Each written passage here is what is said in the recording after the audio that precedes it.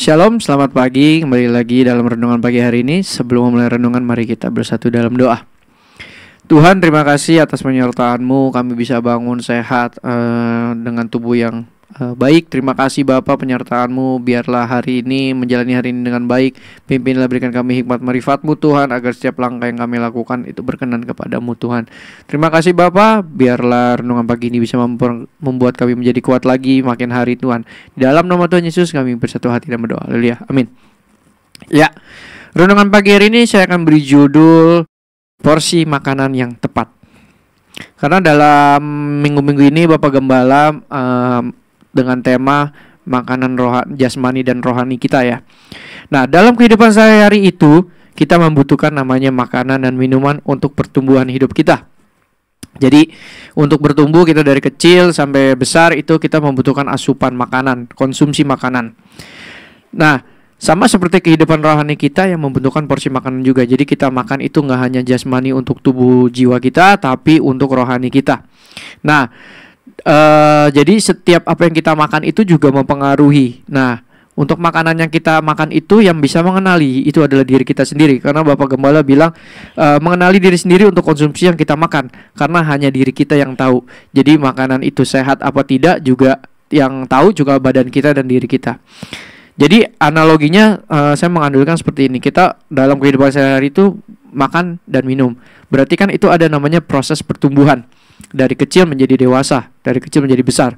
Nah, dalam proses itu, proses pertumbuhan itu ada namanya yang saya sebut tadi adalah proses. Jadi dari kecil ke besar itu menjadi sebuah proses. Nah, proses itu dalam kehidupan rohani kita yaitu dalam pengalaman hidup kita sehari-hari, yaitu dengan adanya gejolak-gejolak kehidupan, adanya permasalahan hidup di dalam hidup kita. Karena hidup tidak mungkin lari dari masalah, karena masalah nggak dicari pun dia datang sendiri. Jadi kita nggak usah cari-cari masalah ya, karena masalah sudah pasti datang sendiri. Nah, proses itu yang proses ini yang saya mau ambil adalah yaitu dari konsumsi atau makanan yang kita makan atau yang kita adopsi tiap hari. Jadi untuk bertumbuh kita harus makan. Kalau kita nggak makan, kita nggak dapat energi. Sama seperti kita kehidupan sehari-hari. Ketika kita mau bekerja, kalau kita nggak makan, kita pasti akan lemes, nggak ada tenaga. Sama dalam proses kehidupan kita, kalau kita nggak makanan, nggak ada rohani kita nggak bakal bisa menjalani kehidupan sehari-hari kita dengan prosesnya itu. Nah, prosesnya itu yang berbeda-beda setiap orang.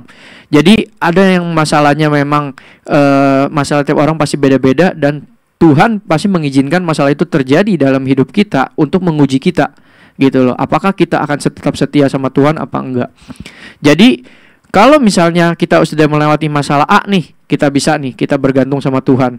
Nah, berarti kita akan naik level tuh.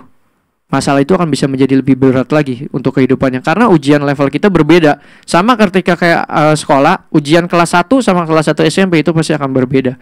Sama dalam kehidupan, saya aplikasikan dalam kehidupan.